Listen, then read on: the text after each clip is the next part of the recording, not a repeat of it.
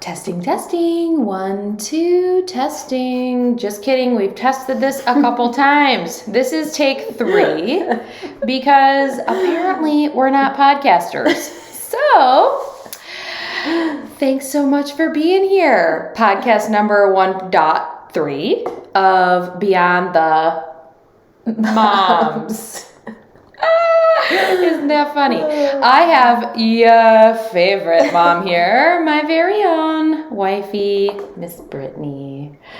Who better to have on my first podcast than her? Super mom herself. Yeah, here she is super in mom. the flesh. All right. Well, in all honesty, thanks for being here. We appreciate it. Hopefully you get a little bit of humor, a couple smiles, and maybe learn a thing or two about us. All of our listeners out there want to know a couple things. We're going to talk about our IVF journey. We are also going to talk about pregnancy because I did all the work. She carried a couple babies. And then we're going to talk a little bit also about the difference in the pregnancies, postpartum weight loss, and we'll wrap. We're going to have some fun. Welcome. Let's do it. All right. So, IVF. How did we start a family? Well, it was pretty simple. I mean, we just, Not as simple as some. we found a doctor that was very random, but our doctor we actually found through an old friend of Cora's whose mom owns a flower shop that we used for our wedding. And Wow, that is throwback. I kind of forgot about that story. Yeah. We were actually planning our wedding. I reached out to a high school friend of mine, and it was because her mom was a florist that I wanted to do our wedding because we were getting married in my hometown. Yeah. And she ended up saying, sorry to butt in if this is not something you want to talk about, but I have an amazing fertility doctor if you guys are going to start a family. Yeah. And it was one of the biggest things we struggled with because we just didn't even know where to start. Yeah, we didn't really, I mean, you can Google and read reviews, but, we just wanted to have just a little tip on it. Like, just someone to help us out, So Brittani scheduled an appointment way faster than I wanted before we even got married. And we went there was a big wait in Chicago. There's a big wait. So about 6 months or so waiting list. And then, we went through, we decided naturally. How did we decide who was going to carry and who was going to harvest? We both wanted to feel a part of the process. So we thought the best way for us to do that was through that I was going to carry. I've always wanted to. So I didn't have a strong inclination. Yeah.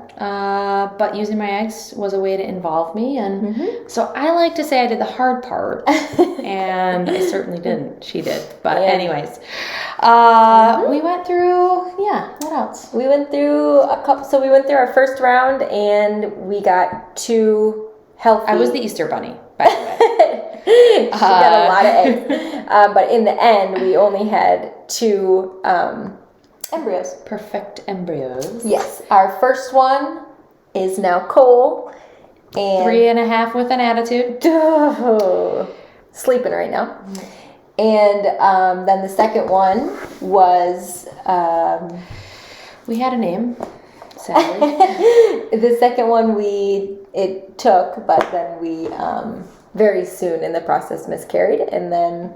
So we had to start over again. We started over with round 2 of IVF. We did the exact same way.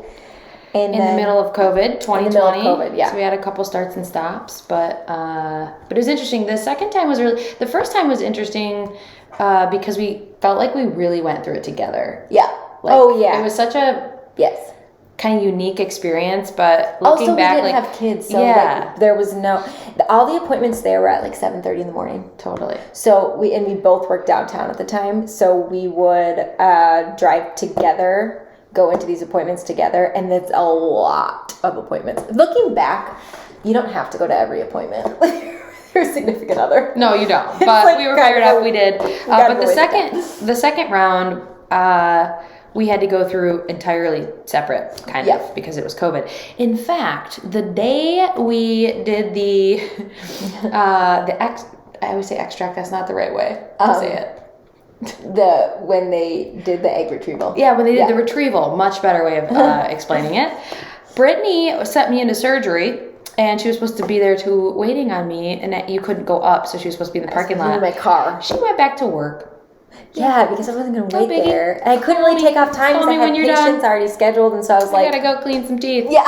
You're gonna be all right. Then she got done early, and so I was like, okay, I gotta And go. I was just hungry. Yeah. I was just hungry. That's all I wanted. So we did the whole second part all by ourselves. Everything. Yeah. Down to the implant. Yeah. We FaceTimed each other.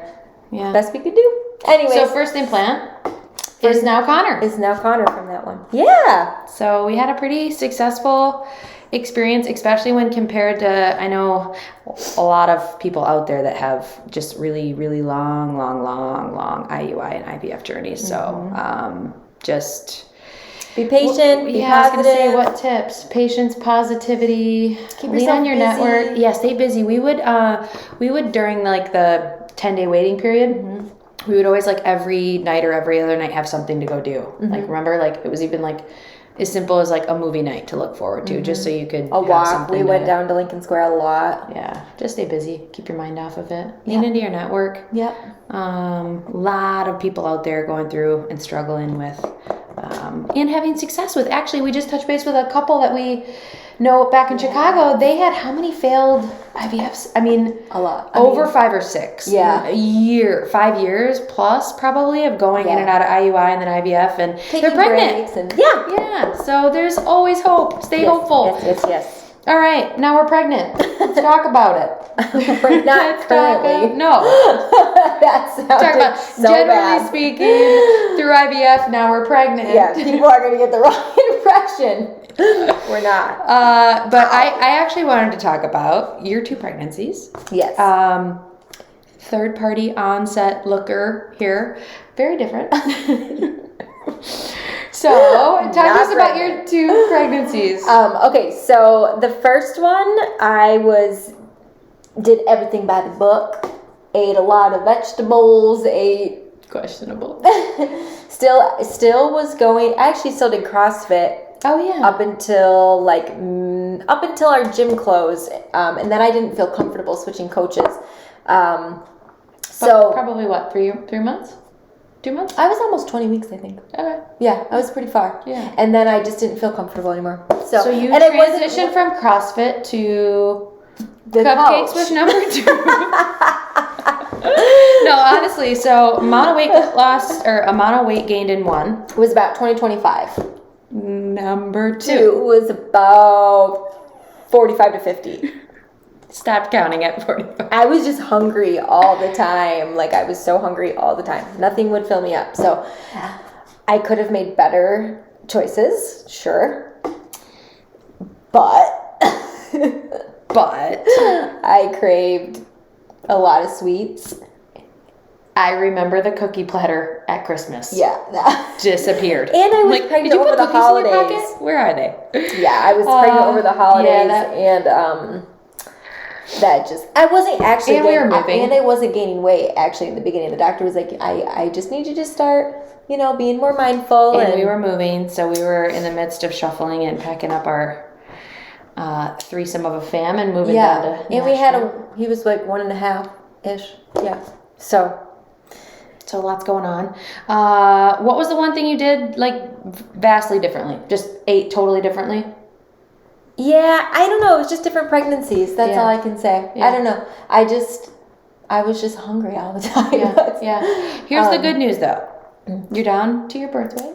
Pre-birth weight. Almost. Yeah. I lost like 45 pounds-ish. 45 pounds in what, 9-ish months? 9-10 months, I felt really comfortable. Yeah. With Cole, I felt comfortable like when we were in Hawaii, which was like... You got really thin after Cole. Yeah, like probably 5. I remember a picture that you're holding him in Hawaii and he's like bigger than you. At 6 months. I lost it really quick. Yeah. Also, when you... But you had half to lose. Yeah, and I nursed Connor. No, I nursed him the same amount of time, but you don't want to lose all your weight quick because it helps. We could do a whole podcast episode on nursing because you went through the ringer on nursing. Yeah. All right. How'd you lose the weight?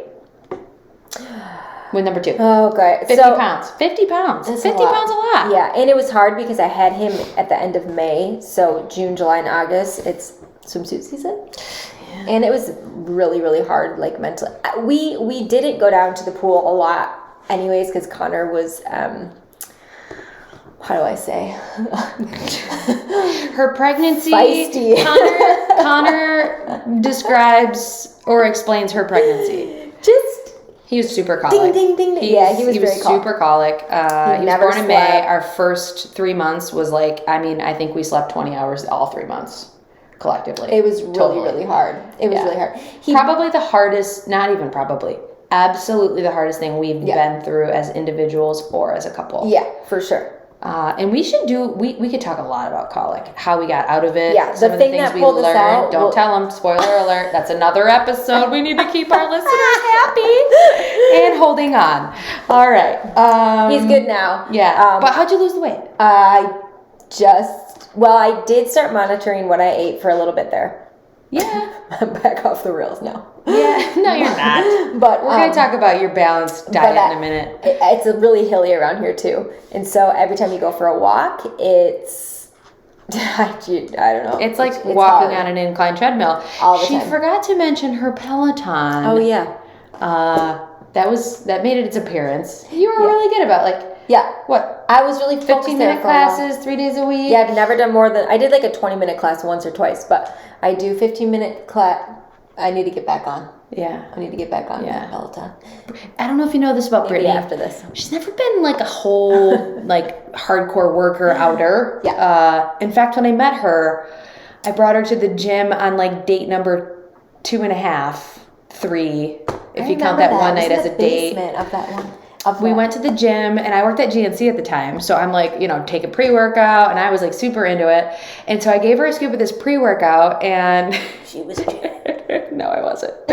And I look over, like 30 minutes later, I'm like lifting, and she's, I don't know, doing Pilates or something at the corner. Yeah, kidding. And I look over at her, and she's like this, like she's kind of lifting, and she goes, she's doing one of these numbers, like, kind of doing this, and I'm like, oh my gosh, I knew exactly what was happening. It's beta-alanine in a pre-workout, which makes you itchy. Yeah, I was like early 20s. She wore Reebok, Velcroed Reebok shoes, and glasses. How did I end up dating you? Oh my gosh. Anyways, so I go over there, and I'm like, what are you doing? And I knew exactly what was happening. And she was like, I think I got sunburned at the pool today. So anyways, not a huge fan of working out, but actually did get into CrossFit. Yeah, I loved it. And you love your Peloton. Yeah.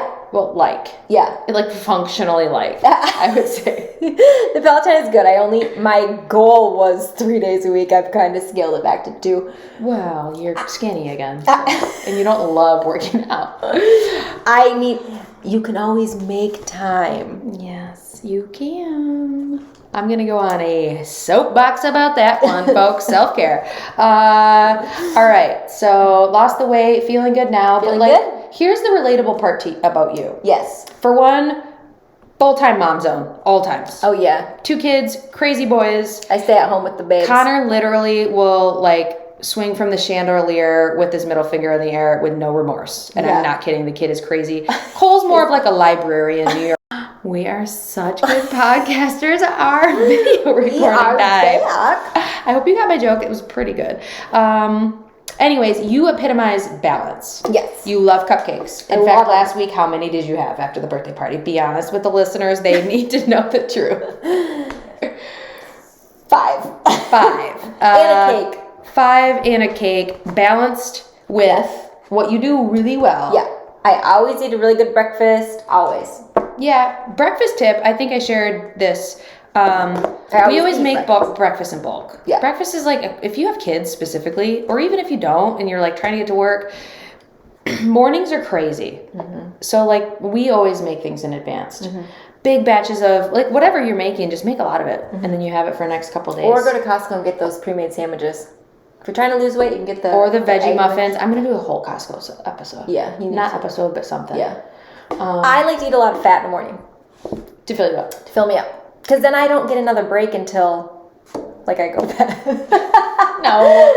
Until, When I get off work. Yeah, well, and then, so I lose sight. Actually, this is like your gravy hour, usually nap time, potentially. Yeah, I'm really, but this afternoon hour is solid. a lot to be here, otherwise I would not be here. She did cost a bunch. So solid breakfast. Solid breakfast, and then I lose it in between, 9 o'clock and 5. Get closer to the mic. But, yeah.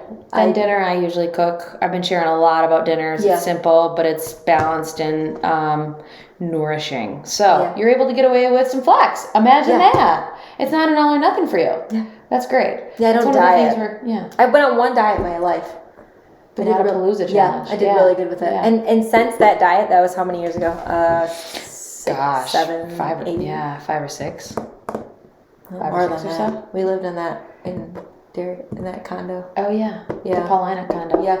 All right. Anyways, yeah, that and since that day, since I did this challenge, it was 40 days long, 40 or 60, I don't remember. You cut pop. I've never had one sip of pop. She used to drink a lot of pop and those iced teas, those sweet teas. I've never ever had anything. Pop is the worst, honestly. If there's one thing that you can actually try to cut or limit, it's pop. Empty, terrible sugar, literally nothing for you. And don't flip the diet, it's worse. Yeah. So I had to cut out a lot of... Maybe just cut down to one. I'm not a pop hater, but... Yeah, you are. Yeah. Just kind of silly. I'd rather you have a cupcake, honestly. Yes. Okay, so let's wrap with this. Yes.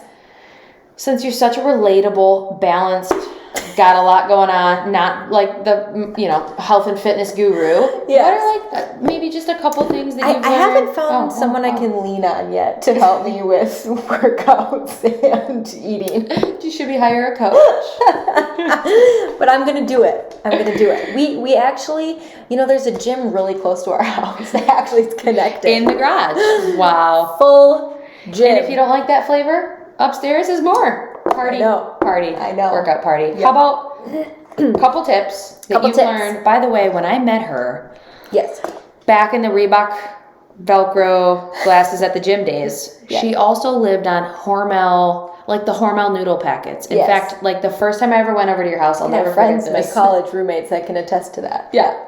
I was hungry. We went out to the bar. We went back to your house. I went into your fridge, and she had like leftover mac and cheese and mayonnaise. Bud Light, probably. Oh, yeah. So, like, what have you learned over the last decade? I've learned, like, one or two living with somebody who's barely, barely passionate about it. Not over the top, but some things. There's a couple things that I used to only eat carbs. Yeah. I still like carbs the best. You do. I do. Everybody does. They're addictive. Yeah. But I've learned that fat is really good for you. Fat fills you up. But carbs aren't bad. Carbs aren't bad, so I still eat a lot of carbs, but I pair it with protein, which I honestly really didn't know the difference between a carb, fat, and protein. Seriously, I didn't know. What are protein? Meat. Meat. Yeah. Yogurt. Yeah. That's eggs. Everybody knows what protein is. Yeah. But I don't even really like eggs. But sometimes. So now what? What do you do? So I just do a little bit of each. I'm still struggling with vegetables. I need to get better at drinking water. But she eats what I make her. For dinner. You've learned a lot. Yeah. What about and one of the big things when I'm going grocery shopping, and it's more so not really for me but for the kids because I do want them to be healthy, is I do Cora's one rule when grocery shopping is I don't know about rule. Preference, but also don't allow me to buy it. One time had to bring it back to the store. It was ridiculous. It was like a $2 bottle of ketchup. But the first 3 ingredients, that's all you need to read. If the first 3, if one of them is, what is it? High fructose corn syrup. Yeah. Awful. Can't buy it. Yeah. It's just like a simple purchasing decision. Yeah. It's no more expensive. High fructose corn syrup is like the epitome of like the American obesity crisis. Yeah. It is fake sugar. So you don't have to buy, like right next to where that is will be something that is the ketchup same is a prime thing. example, right? Ketchup, Heinz regular ketchup, high fructose corn syrup. Right next door, same price, maybe 20 cents more. It's like 50 cents more. Cane sugar. Much better for you, naturally occurring. And your small kids decisions. are having that all the time. Yeah. So just take it out. Consumption is going to be high in like condiments. So with their grandparents, if it's there and they have it once in a while. Which they do. Which they do. Yeah. But that's the point. Yeah, then they can have it there. But like here, or like syrup, we only buy from Costco. But you can buy it from the store. But just don't buy the, the goopy stuff. Yeah. Aunt Jemima. It's like all high Aunt fructose. Oh, I don't think you say that anymore. Anyways, all right. So let's wrap. Oh, my goodness. Thank you for tuning in. I hope all of our This is my only listeners. This is my only appearance. So Let us know if you want her back. We will absolutely have her back. No. In all honesty, thanks for being here. We appreciate you. Hopefully you got a laugh, a smile, learned a thing or two, or at the very least can relate to a couple of moms that barely have their shit together. Yeah. But remember that We perfection do not. isn't everything. All right, folks. Stay well. Stay healthy. Stay together. Talk to you soon. Deuces.